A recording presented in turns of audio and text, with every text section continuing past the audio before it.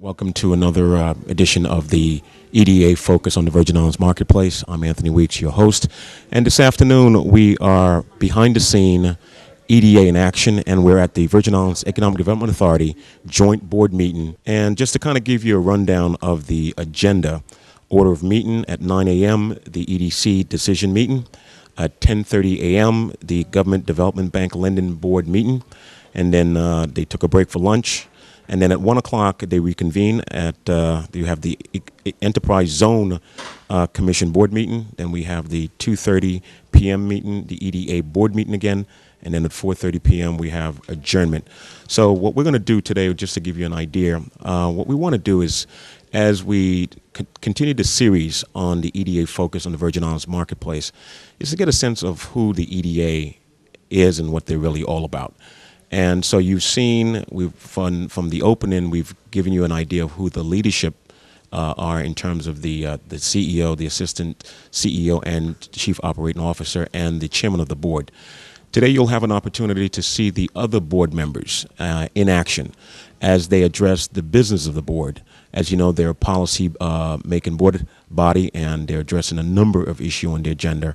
And so today we're going to give you a behind-the-scene, some insight as to how they go about, addressing the issues, making decisions as to whether or not they approve or disapprove a particular matter or an issue.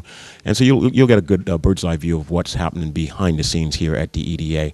Again, I'm Anthony Weeks, host of the EDA Focus on the VI Marketplace. Good morning. I'd like to call to order the meeting of the Virgin Islands Economic Development Authority's Government Development Bank Lending Board. First order of business is roll call. Commissioner Bryan? Present. Commissioner Simmons? Excused. Commissioner Allen? Present. Commissioner Lewis? Excused. Commissioner Penn? Present. Commissioner Smith? Present. Commissioner Melanazero? Present. Mr. Chairman, you have a quorum. Having a quorum established, has everyone had a chance to review the agenda? Are there any changes? Yes, Mr. Chair, there is a change. We withdrew Island Treasurers. Island Treasurers.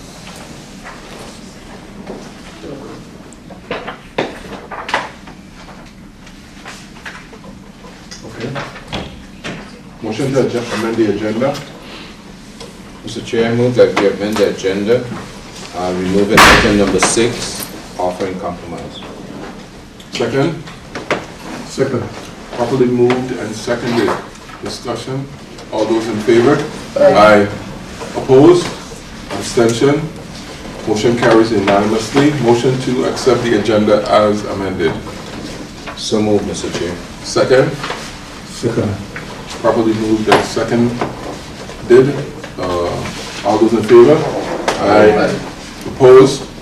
Abstention? Motion carries unanimously. Mr. Clouden, could you introduce the members of your staff that are present with us today?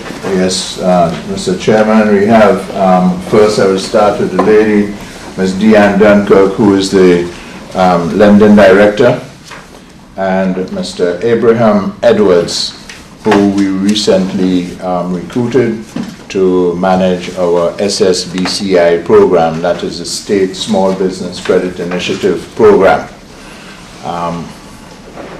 And he's here with us. Let the board, let the record reflect that we are also joined by the board counsel, Attorney Smock, and staff counsel, Attorney Henleman. First order of business, State Small Business Credit Initiative Loan Program.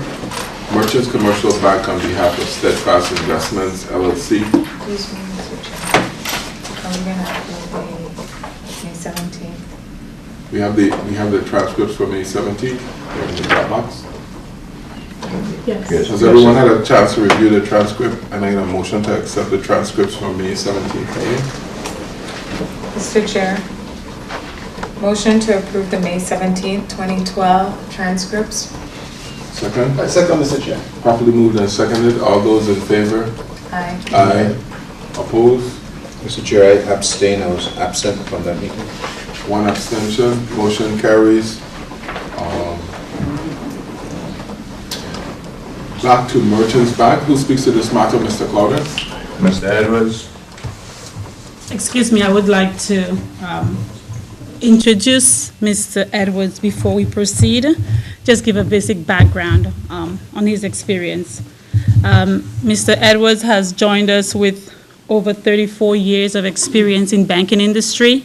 He's a native from Dominica, and as Mr. Clouden stated, he is our State Small Business Credit Initiative Specialist. So he is doing a lot of promoting and marketing the program, so we are able to utilize the $13.1 million within our deadline, which is October of 2013. Thank you. Also, I would like to state that we do have 2 items on the agenda today. The first request is on behalf of, from Merchants Commercial Bank on behalf of Steadfast Investments LLC for $78,000 for a guaranteed support program. And also a request from Banco Popular de Puerto Rico on behalf of Synergy Fitness and Wellness Center for $123,825 through the Cash Collateral Support Program, and both of those requests are from the SSBCI program. Mr. Edwards will be presenting the 2 cases on behalf of the banks. Thanks. Good morning, everybody. I wish to thank you all for welcoming me on board the EDA team. As I indicated when I was hired, I came to learn, but I also came to share. And what we have in front of us today is a request from our partner, our banking partner, Merchants Bank in St. Thomas, for consideration of an enhancement of $78,000 under the SSBCI guaranteed program. Steadfast. Excuse me. I would like to add that the 2 credits we are presenting today contains confidential information. So I would like, Mr. Chairman, it may be appropriate for us to go into an executive session at this time. So you're requesting to go into executive session to discuss financial matters that are confidential to your client as well as the bank? Yes. Can I have a motion? Motion, Mr. Chair, to move into executive session at 11:25 a.m. Second, Mr. Chair. Probably moved and seconded. All those in favor? Aye. Opposed? Abstentions? The board is now in executive session. 12:30 when we came out of executive session, which we went into to discuss the financial matters surrounding the State Small Business Credit Initiative Loan Program and the 2 applicants, one being Merchants Bank on behalf of Steadfast Investments and Bank Popular of Puerto Rico on behalf of Synergy Fitness and Wellness Center. I believe we're going to take a vote in public so that the discussions on the financial matters are not going to be reiterated, but we are now ready to vote on the matters.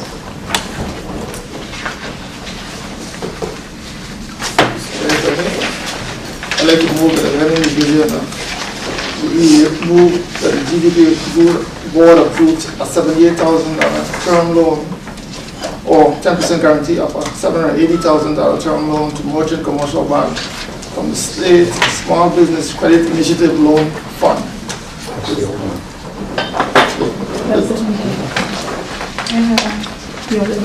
Yeah, but now.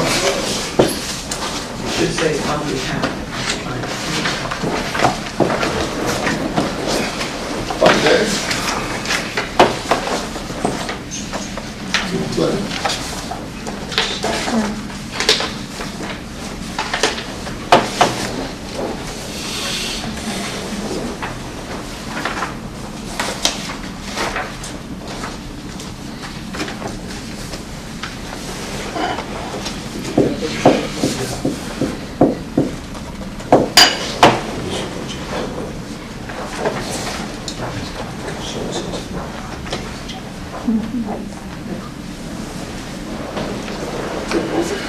Mr. Chair, I'd like to move that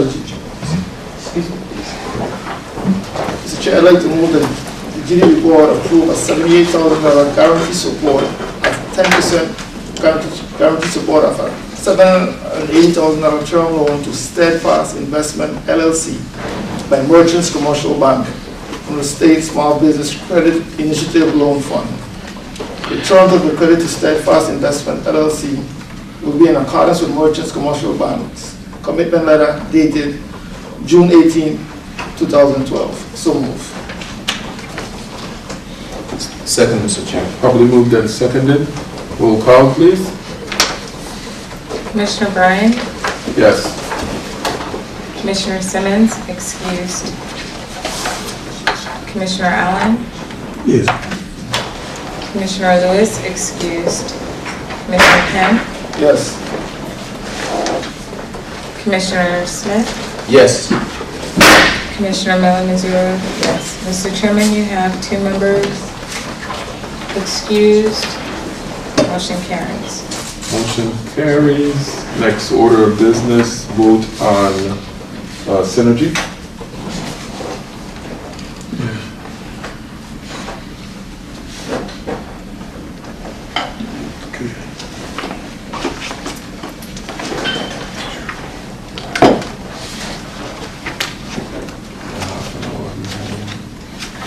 Motion. Yeah, motion synergy. I move that the lending division moves that the GDP make some changes.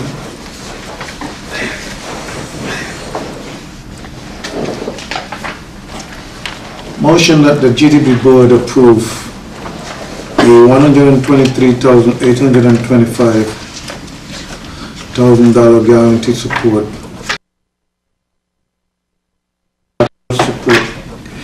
guarantee of a 267,000 term loan to the Banco Popular on behalf of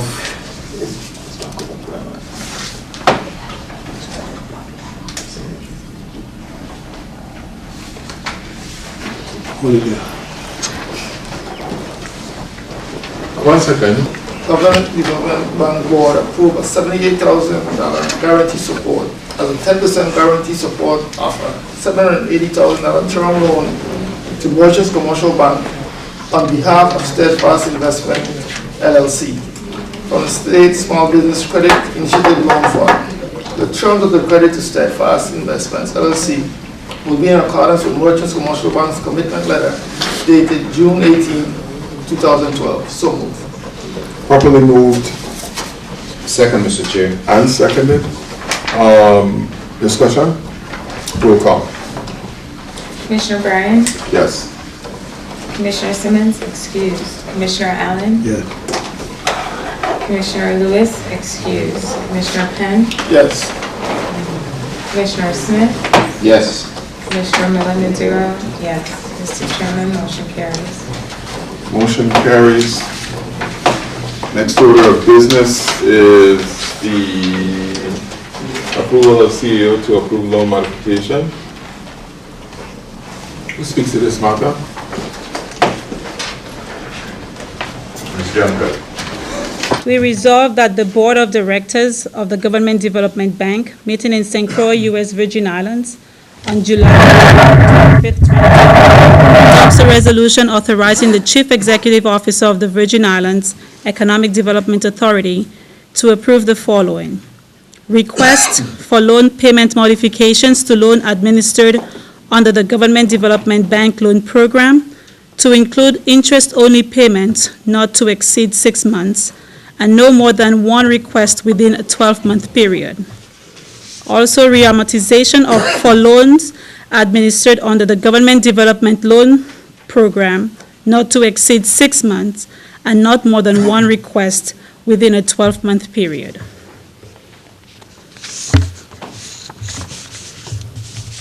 So this is a resolution that you want us to adopt in order that you can have the flexibility to modify loans without coming before or waiting for a monthly board meeting. Yes, Commissioner. Let me ask a question. One more thing, I would, and it seems kind of counterproductive, but just to protect my CEO, I think that the loan approval board for under 25,000 should have the consent with the signature of the CEO. And that way the CEO always has more than one person who's involved in the decision-making process. Is that? That's acceptable. That's acceptable. I know we passed earlier this year a kind of amnesty program which gave him basically the same authority to change the percentage that was up until July. How successful was that? I would like to say that the program, we did not get the response that we anticipated. 1 second. Because of the time constraints, we're going to save that for privileges at the floor, because that's not really germane to the question that we have right now. So, any questions on the resolution? Does everybody agree, or does anybody have any concerns about what I stated being the loan review board, which consists of the CEO, the director of lending, and one other person? One staff. And one staff member. That the CEO has the power to do it with the consent of the loan review board. So the CEO plus one other person. Unlikely that the cost of it over the 6 months, the suspension of principal payments with interest would come to 25,000. We don't have any loans that big, so it's within its constraints. What was the second piece? Modifications of interest only, and what was the other one? Terms? The term not to exceed 6 months. And then the second one was the modification of not more than one in 12 months. Not more than one modification in 12 months. But isn't there another modification that speaks to the amortization of the loan term and re-amortization for loan administered under the Government Development Bank? But if when you say re-amortize the loan, that doesn't reflect more than...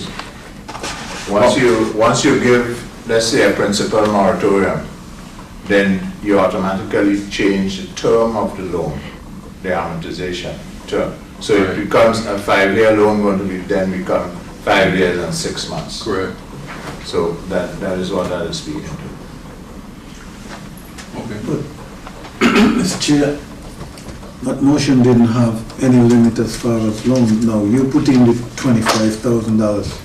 Does that mean you only can modify loans that is $25,000 or less? No. I mentioned that the committee has a right to approve loans up to 25,000, but we have no loans whose interest accumulation over 6 months would equal $25,000 anyway. We have no loan that large where the principal or the interest would equal $25,000 in a 6-month period. Yeah. So it's in accordance with their money limitation. But my question before concerning the amnesty that we passed, you said that was inhumane. I think it's actually doing the same thing that we did. That thing is actually doing the same thing, and the testimony is they didn't have a big response from that. The amnesty program was a large group of loans where I think it was penalties and interest were forgiven as a result of you coming up to date or making arrangements to come up to date with your payment. This is a one-to-one type of thing, especially where we have startups. I remember one particular case where the person had 6 months interest only, and then the term of the loan began, and they had to come back to the board because the build-out had taken a little longer than they expected. And before where that would need board action, now the CEO could say, I'm going to extend your amortization period 6 months and give you 6 more months interest only payments. Okay, I won't have a problem with that, but my question is, if a person loan is in the rear, and they come and we amortize the loan, give them more time, he's saying that he only can do that one time in 6 months. Right. But you're talking about loan in the rear, loan, like you explained, a person, the build-out took longer than anticipated and then they couldn't start the loan. What are we talking about? All loans are just, all loans? All loans. Because it's just not expedient for us to have to make a client wait a month to have a board meeting simply to have an interest-only payment. I mean, that's something that the CEO should have the power to do. And I think he put in enough controls there when he said that you can't do it more than once in a period, in a year. A 12-month period And no more than 6 months at any given time. at any given time. So, and now that he have the consent of the loan, is not a decision he's making on his own. So if it's ever called into question, he have at least one other person who could concur with his agreement or arrangement. Mr. Chair, rather, you see where you're going as far as the Ministry of Protection. My concern is that if that policy board can do a loan of 25,000, but we say no, they could, how can a loan in excess of that, it just seem inconsistent from my perspective. And that was the reason for my concern. Not that the amount is going to exceed 25,000 now. But if you can't have a loan as a board, for people over 25,000, the fact that we involved in a policy board who don't have authority on loans above it, that's where my concern is. Yeah. So, Not that I want, I see where this is going, I think it's important, but I just looking at the loan policies board, we only have authority up to loans of that amount. So they will be impacting a loan that was over there for me.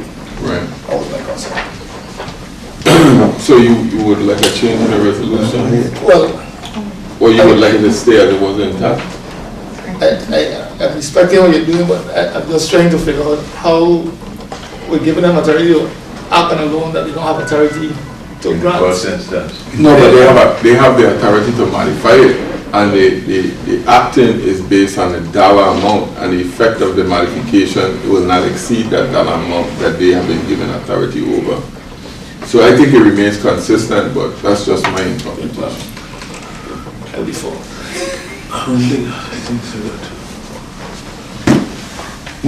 My major concern is experience. And I mean, you know, in more ways than one, and you guys know we get into heated discussion about this all the time, especially with me, because I hate to see the loan come up again and again and again, or the issue or the EDC complaint or whatever it may be. I like to get resolved to things, or at least get it to a position where the CEO has the power to make a decision tomorrow. Otherwise, you have to get in line and wait again for another board meeting to convene. And in these days, things are happening quickly. We need to act more quickly. I think we all are the same thing, but our questioning is that the modification is kind of complicated, going against the grain of the rules. Like Mr. Penn pointed out, that's the point I was trying to make. We advise this board to make decisions on $25,000 loan. If they were going to be consistent and we now saying they can redo those loans, it's fine. But if you say redo all the loans, what is the authority of that board then? If you're saying redo all the loans, they could look at any loans and make the amortization on it. Now, does their authority extend beyond the $25,000? That's not what the resolution is saying. The resolution, I remember, and I know what's causing the confusion. We had a proposal before us for the CEO to make modifications beyond this to a loan, because he could have modified the term, the interest rate, and the suspension of the principal payment. Mm-hmm. This resolution only deals with principal only payments. It is not to modify anything else. But as a result of you suspending interest-only payments rather, sorry. As a result of you suspending the principal payment, it will extend the term of the loan. That's why you need to modify the term of the loan. So one thing Leads on to leads to the next. So, I mean, this is just something very specific. This doesn't allow him to say, you know, from now on, your loan rate is 3% instead of 2% or 5%. All it says is, for the next 6 months, you can have interest-only payments, and your loan now will be due in January 2014 instead of June 2013. Follow? I know we had another thing before us, and I think that's what's causing a little confusion. Ms. Duncan? I would like to add, part of us bringing the request here is because of what we're getting from our customers. With the market now, we find that a lot of customers are coming in requesting either interest only or no interest for a certain time period. So we're hoping with this resolution, it will allow the CEO to, expedite the process for us, so that the customers would then be able to either get the approval or decline, which we're trying to also manage our delinquency. And we're hoping that with him having that authority, it would help him and let us manage that delinquency rather than not providing that to the customer and having them default on the loan. The other piece that the resolution should include, that all such modifications the board must be notified of all such modifications within the next board meeting. Are you okay now, Randy, or you have more questions? Yeah, no, I have no more question. Jose, you want modification to the resolution? Thank you. Should we allow the CEO to make that decision, or you feel comfortable with the loan committee board, or we could exclude that? If you're saying that the limitation is going to be just to modify on delinquent loans, you're not changing the terms of the loans, it's fine. That's not true either. Okay, well, that's the thing is to modify any loan, whether delinquent or current. Okay, whether delinquent, but it's not changing the terms of the loan.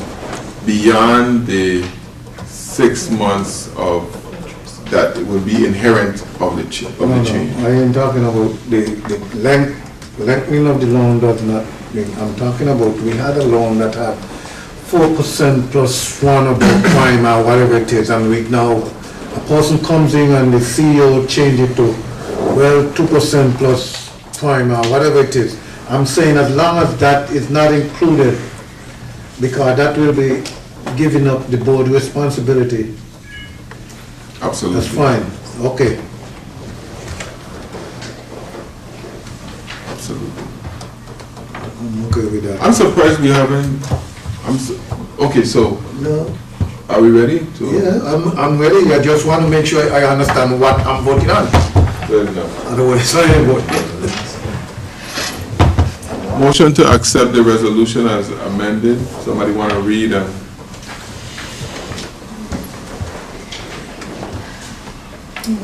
We have 2 recording devices, a camera and a transcript, and I wanted to ask, I remember us passing a resolution that allowed the CEO, I don't know if we passed it, but we considered it, to lower the interest rate upon request for certain loans.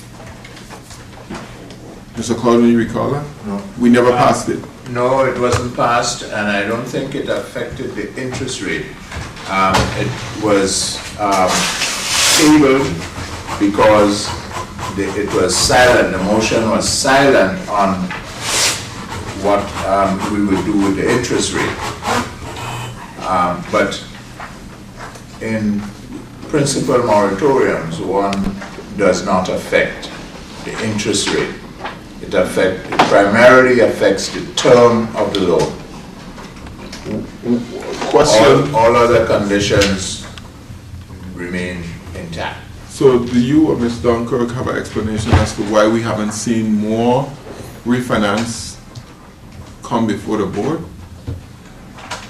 Because we have a significantly lower rate. I mean, we do have short-term loans in 5 years, but in the last 5 years, our rate has significantly dropped off.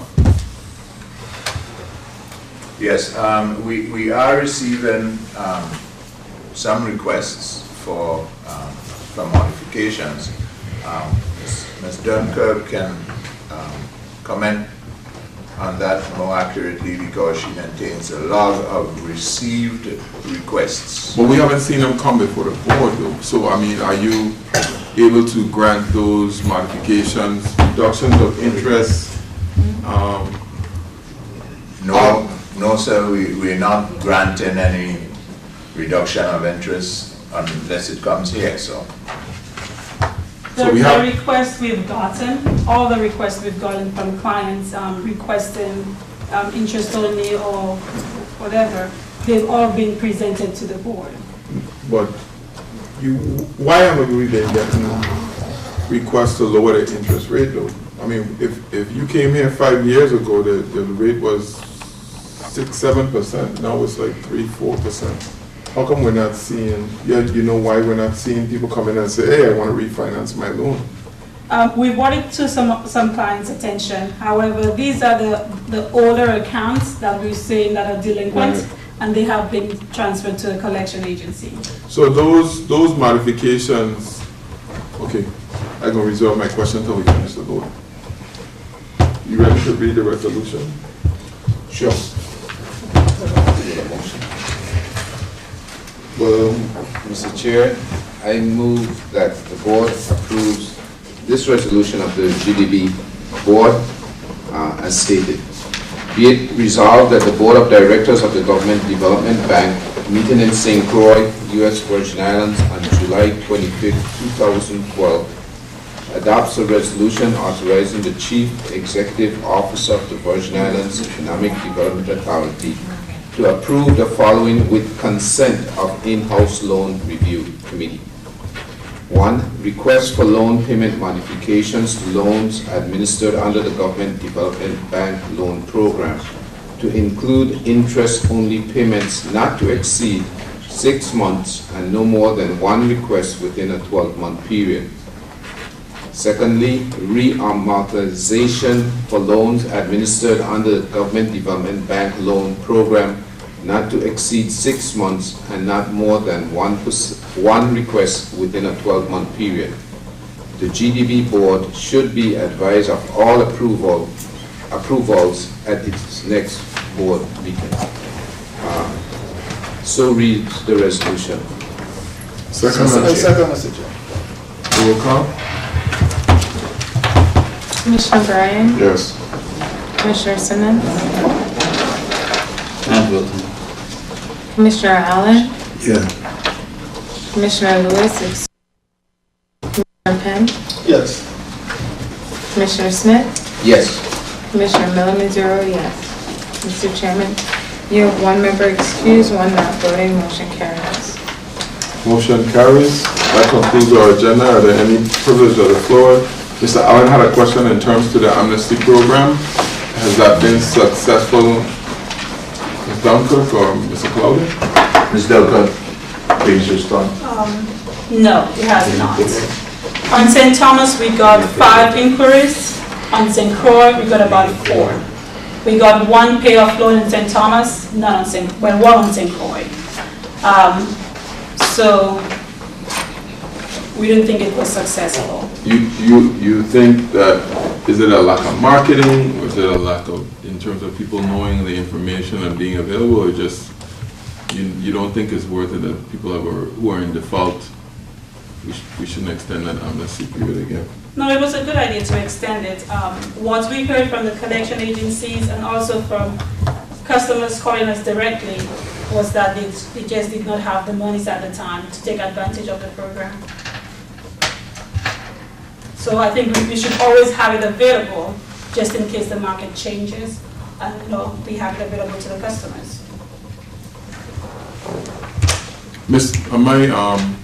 My office is also negotiating delinquency payments, rates, penalties, and interest, and it's a proactive operation. Because if you just wait for people to come in, it really doesn't happen. You have to call them and make it attractive to them. So I know you strap for manpower, woman power, but that may be an approach so that loans are seen more recoverable. Our internal staff did contact all the clients in our portfolio that was part of that list to market the amnesty program to them, but their response was still not as good. But, any amnesty program have to be for fixed period. You introduce an amnesty program with an open-ended program. You introduce any client to not pay the thing because the amnesty is, they're waiting for them, and anytime they can go in and take care of it. They have to know that there's a cutoff period that they utilize this thing, or else their interest rate will remain. If you keep that amnesty program open, you're only inviting delinquency in the loan program. I'd like to add that our amnesty program was for a 90-day period. It commenced in April and the last date was July 16. It is for a specific period. And this is the second shot we took at an amnesty period. Both were unsuccessful. I have my own thoughts about it, but we will continue to try to induce our clients to pay their loans through more contact, more advertising of such amnesty programs, and more of letting them know of the ability of reduced rates that we can offer. One more thing I'd like to add is that we are trying to encourage our customers to pay on their delinquent loans. What we are about to do next, because we did not get the response from the amnesty program, we will be publishing the names of all delinquent borrowers that will not, that did not make a payment plan with the collection agency or did not come with us. So hopefully that will encourage them to come in and pay off or amortize or the loan. Motion to adjourn? Simmons? You just came in, but you're being televised and memorialized in the transcript, so it's not live, but. You started to go down this road, Mr. Chair, about the reasons why the amnesty was not, or amnesties have not been successful. And I'm going to urge the staff to really look at why we have had such poor results with the amnesty program. I recall hearing something publicly in the beginning of the program, but that was, I didn't hear any other, I'm not saying that there weren't some, but I certainly didn't hear any other advertisements, or especially coming close to the end of the program about the amnesty. So I didn't even realize that it had ended. So, you know, we have to look at what happens in terms of how we promote these kinds of programs. In terms of publishing the list, that's happened before. That didn't yield much results. But this is a different time, so maybe it will help. I don't know if you have the time. So I like where Mr. Abram was going with the statement with SBCI. And if it's going to have a chance to be the tape, I think it will be very helpful. And talk about what Commissioner Simmons talked about. When you think about what we did today in the EDC, as far as the client we were discussing and technology, we have to realize that our credit worthiness as a community is dependent on all of us, and as credit bureaus start getting more involved with this community, our people need to start realizing that not paying your bills, whether it's to your phone or a loan to the government, is going to start impacting us negatively on the whole. And I think this education process, because the program that everyone's going to talk about is about economic development, and our well-being as a community is dependent on people meeting the obligation. So I think it all goes hand in hand. So I don't think I have time to make a statement, but I think it would have been nice to have it on the record. The statement he was going to make. Oh, about the SSBC, yeah. Mr. Chair, if I may just interject briefly before Mr. Edwards makes his statement, is that on our amnesty, the CEO and I had been on radio stations, on televisions, press releases, newspapers. I have a perception that, and this is my own perception, that borrowers in the past may have seen the SBDA program as a grant program, and it's like pulling teeth to get them to understand it's a loan repayment facility. So we continue to work with that, and I think we are very proactive in terms of reaching out to them, offering modifications, and that's the reason for us coming to ask for the authority to modify without having to wait long periods of time, because a business person, when they decide to do something, they need immediate action. Mr. Claudine? Yes, sir. I think your perception is correct, but I think it's your responsibility to change that perception of this community with some kind of positive action to collect government money. We as a government too lax with certain borrowers, depending on who they're politically connected to. We don't want to touch that person. And I think if we take some positive action, you can have a great effect on this community perception about accepting government money on a loan and then think it's a grant. Board Member Allen, I'm very happy that you brought that point up, because we are taking borrowers to small claims, to Superior Court, filing complaints, and both on St. Thomas and St. Croix. And we are going after garnishments also. So I'm very happy that you reminded me to bring that up. So no stone will be left unturned. I don't care about the political affiliation or friendships, or who owes will repay as they go to court. Thank you. Any more referrals to the floor? If not, motion for... Yeah, One side. the program. I would like to give an insight into the program. Okay, go ahead. Yes, good afternoon. I would like to give an insight into the SSBCI program.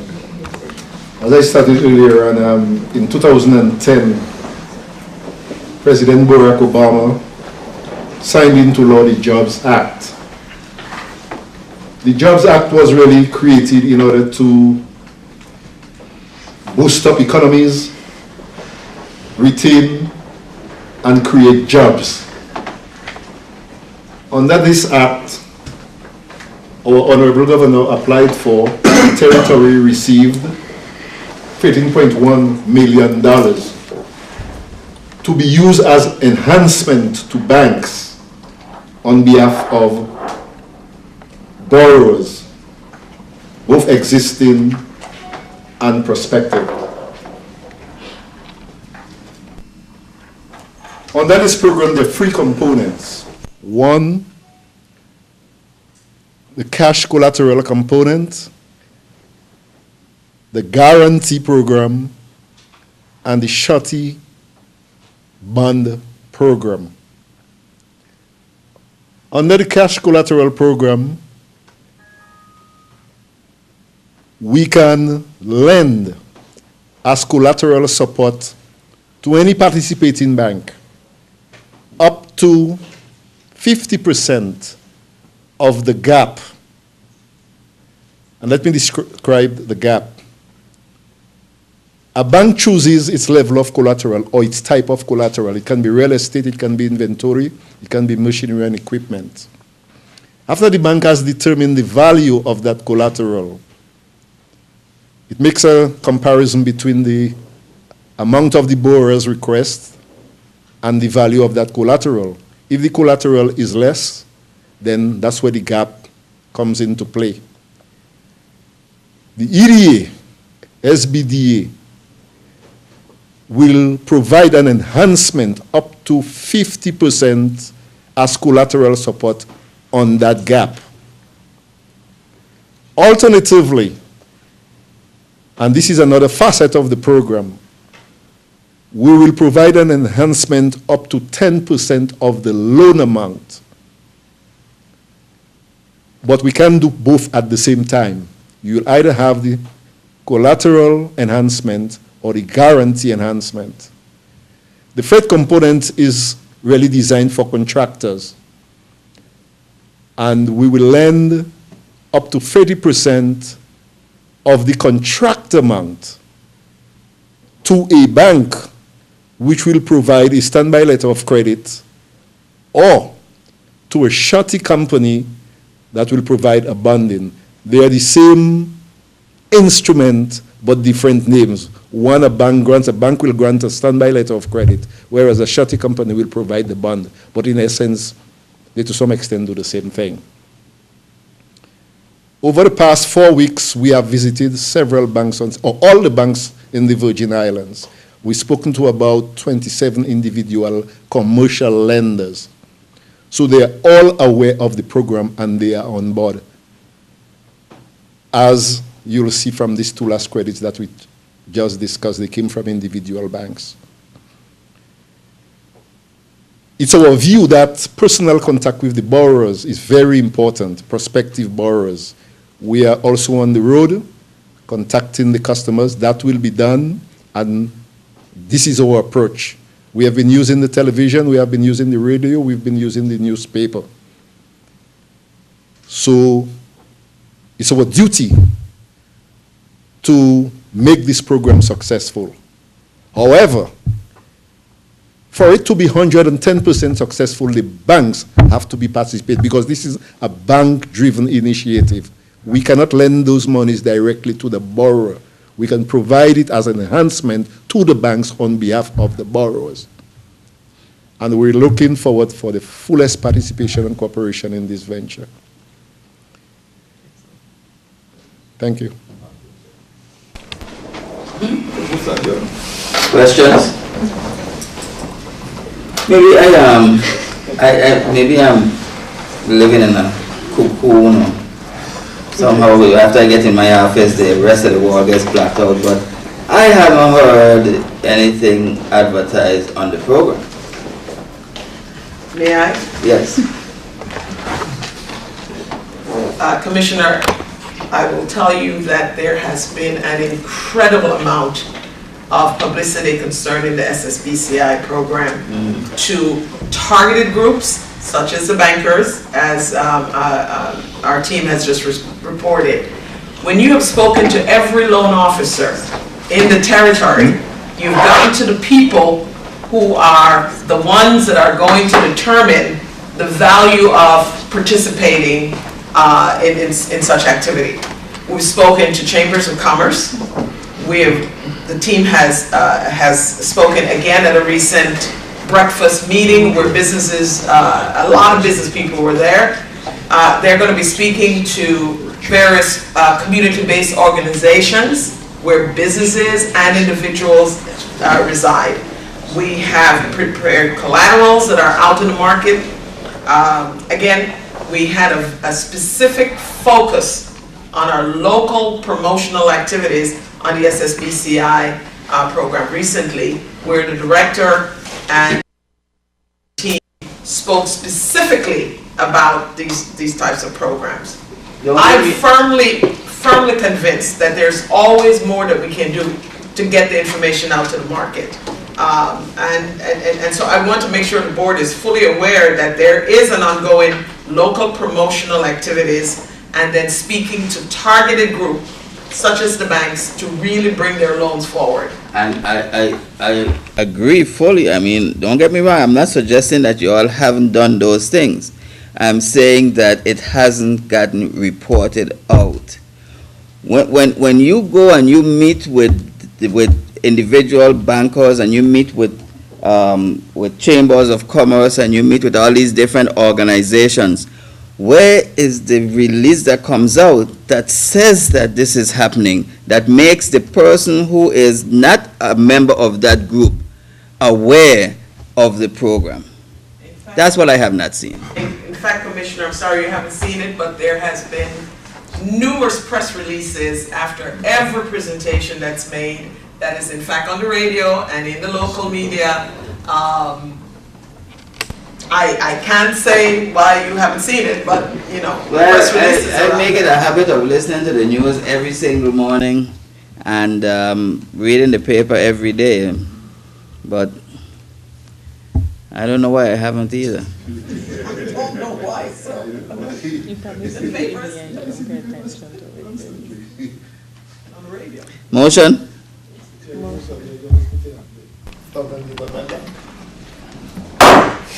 Meeting adjourned. We're here, and we just adjourned for lunch, but we're going to use this opportunity to, again, introduce the policymaker, the board members for the EDA.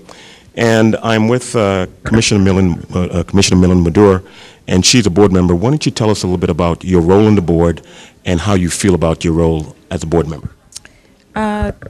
Basically, the role of the board members are to review the different initiatives for the different arms of the EDA, because we have several entities under the one umbrella agency. We look at recommendations on policy, we review applicants for decision meetings on the EDC, the enterprise zone, but the programs cover a vast majority of different areas and aspects that impact the community.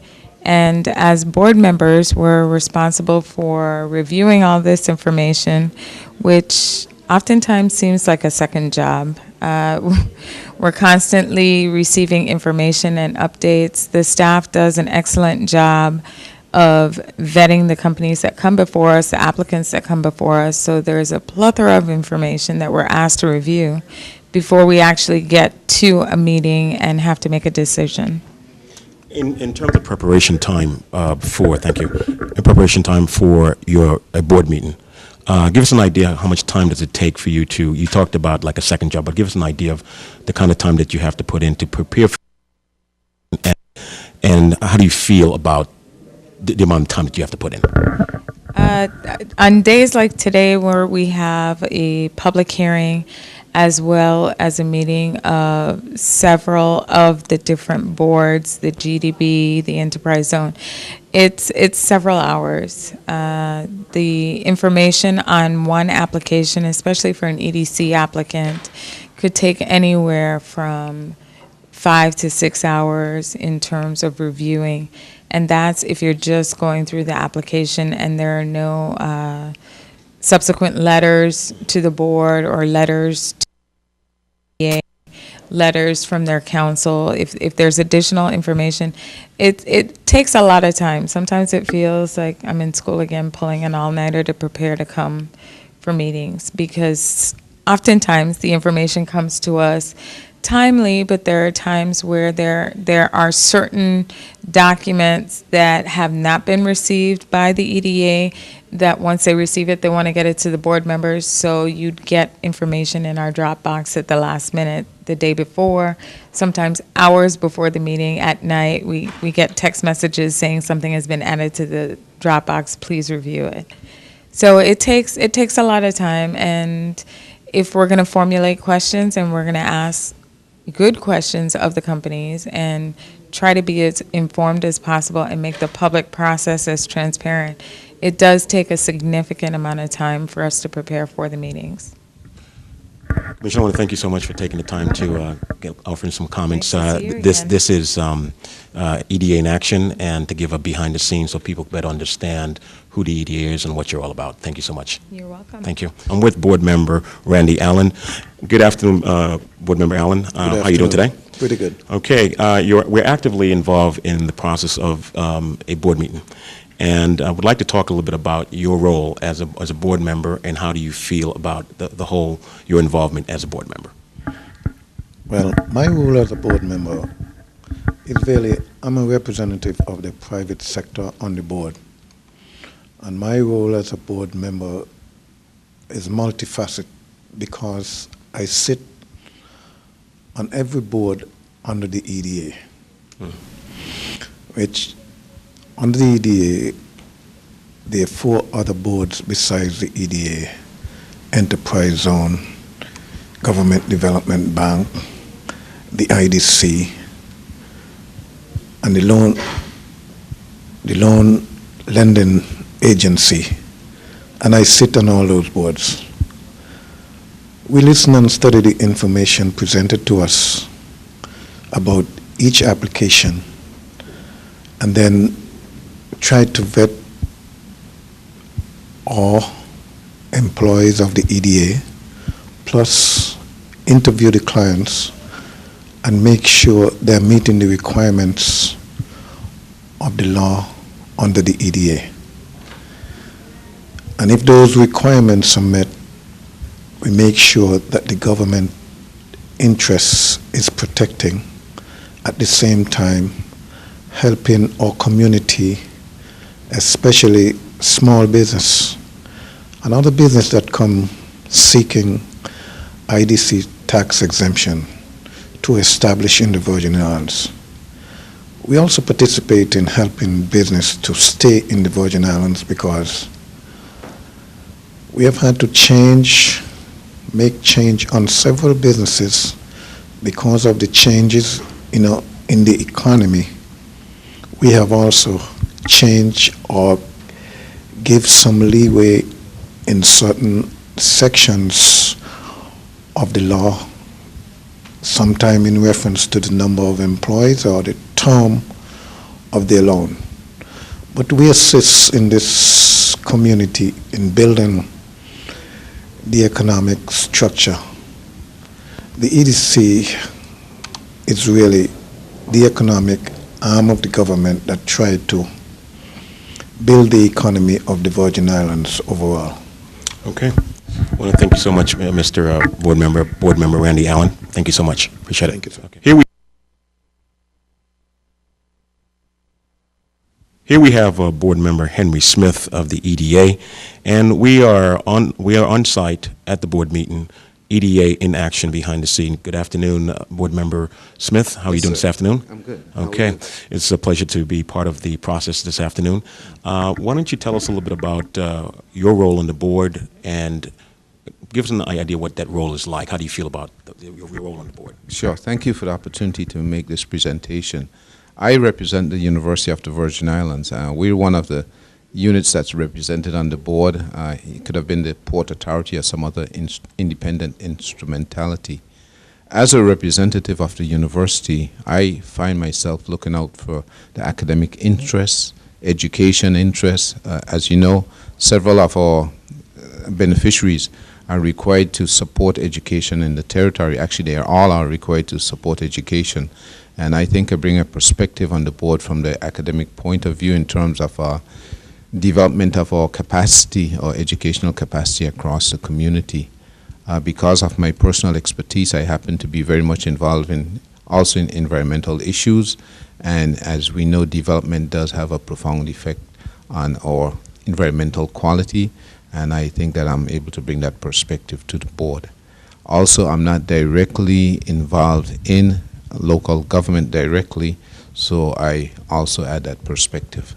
So you bring the issue of academia and environmental concerns to your input Right. contribution to the board. Yes, I think that those are the major focus of the input that I provide. In reviewing applications, I tend to look at applications and see how those might be affected by applicants, and be able to ask questions or make contributions that help the other board members to make decisions based on those criteria. Staff is required, the board staff is required to provide us with material, I think it's about a week in advance, and sometimes we get material even before then. And from the time I start getting the material, I try to assemble it in some way that it's easy to reference. And then for days leading up to the meeting, maybe 4 or 5 days, I start to read over the material and get a sense of what's there. And if it's particularly difficult material, I might have to go through it several times. And then definitely the night before the meeting, I make sure I have everything organized. If there were questions that I had that I did not get answers from the staff before, then I come prepared to the board meeting to ask those questions before we go to the public hearing or to committee meetings. So it generally takes me about 3 or 4 days if the material is not extremely difficult or lots of material to prepare for meetings. All right, thank you, Board Member Henry Smith. Good afternoon, Mr. Penn. Good afternoon, sir. How are you today? And I want to thank you for allowing us to be part of the board meeting this afternoon. And we're on the whole idea is to have the community get to know the faces and the leadership behind the EDA. And we'd like for you to share with the board, the public, your role as a board member and what that role is like. My role is for due diligence, to try to have a clear understanding of the issues where we're looking at the interests of the beneficiary, but most importantly, our community. Economic development is defined as a program activity to improve the quality of life and provide a stable tax base. So the business component, the economic component is very important. Our stakeholders are the people, and what I've learned in my time here is the Virgin Islands has had the cart before the horse for many years, where we did not prepare the workforce for what we were going after. And that's something I'm trying to change as a member of this board, and I try to do that as an employer. I'm a private employer, and as a father and grandfather, to understand that the change that we want in our community, we have to do some of that from within. And I think it's important that agencies like this, which are so important to the development of our community, get out there and let the public know what we're about. The public has a right to hold us accountable, but the important thing is for us to, as individuals, to hold ourselves accountable, because at the end of the day, the success of this program is dependent on every individual doing their part, and some of that is just being a responsible citizen. What do you say to the general public? And it's interesting that you are a private sector person serving on the board of directors. What do you say to those people who say they don't understand what the EDA is about? The EDA is all about. They don't understand the purpose of it, and they say that the EDA does nothing for the local community. What do you say as a board member, as a policymaker, to that comment? Well, the first thing, if somebody says they don't understand, then they need to come to a public hearing. They need to go online. They need to look up what economic development is and understand their responsibility in our community. I am a publicly educated individual from kindergarten through the College of the Virgin Islands. 3 children that have gone through public education. But the lesson is, it's what you make of that education. As a first-generation U.S. Virgin Islander, my parents are from the BVI, I grew up seeing people that came to better themselves. My parents could not help me with my homework, but he made sure I did it.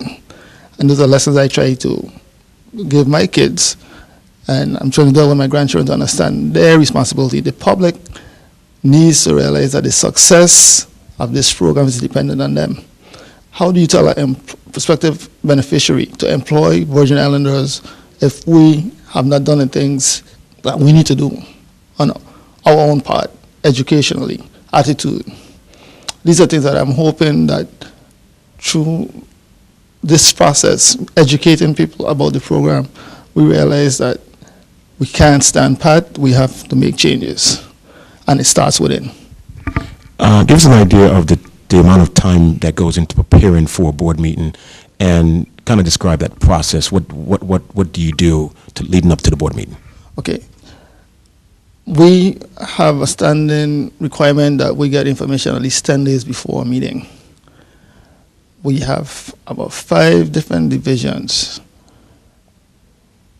We try to, in one day, get to all the outstanding issues, and we ask a lot of questions.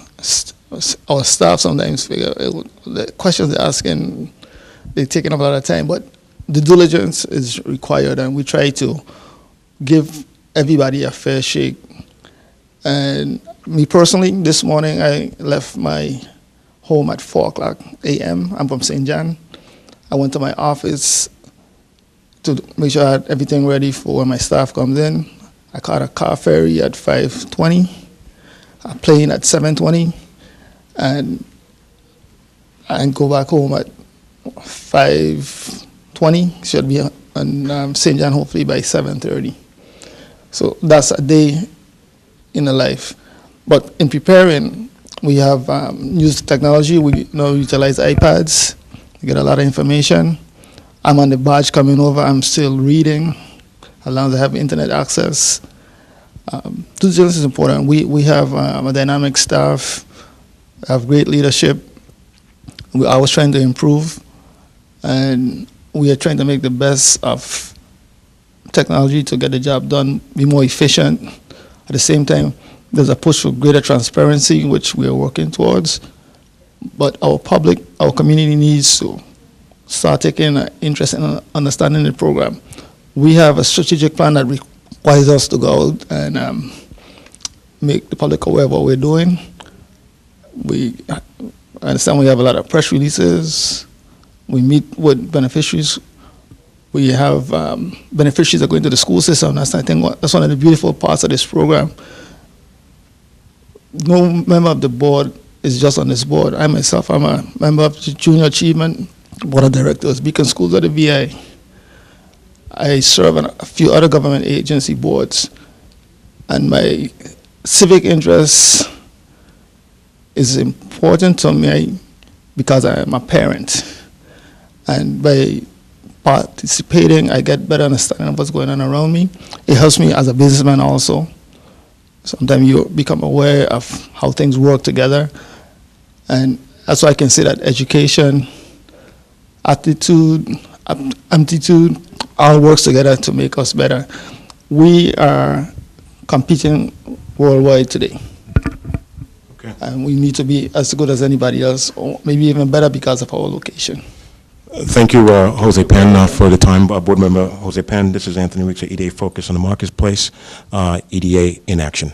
Good afternoon, Mr. Clouden. How are you doing today? Good afternoon, sir. Very well, very well. Thank you. We are halfway through the board meeting today. Yes. And what I'd like is to talk a little bit today about, this is EDA Focus on the Marketplace, EDA in action, behind the scenes, if you will. And so I want to talk to, as the CEO, what is it like to prepare for a board meeting? And obviously we've shown what takes place, but from your perspective as a CEO, give us an idea what it's like as a CEO preparing for a board meeting, the amount of time that goes into it, and talk a little bit about what took place at the board meeting today. Okay.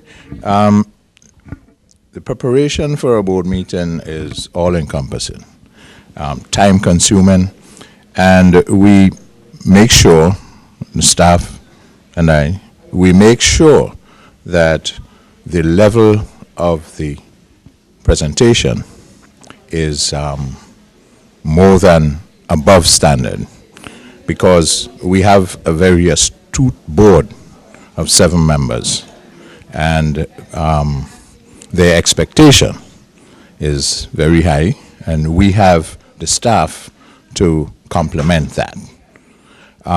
In today's activities, we had the EDC decision meeting first, where we considered reconfirmation of or reconsideration of the Vitelco application, which everyone knows it's a very sensitive application. So we proceeding with caution.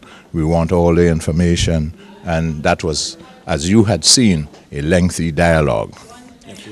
Yes. Then we went into the GDB board, where we considered 2 loans under the SSBCI. GDB stands for? The Government Development Bank. We considered 2 loans, which was put forth by Banco Popular and the Merchants Bank.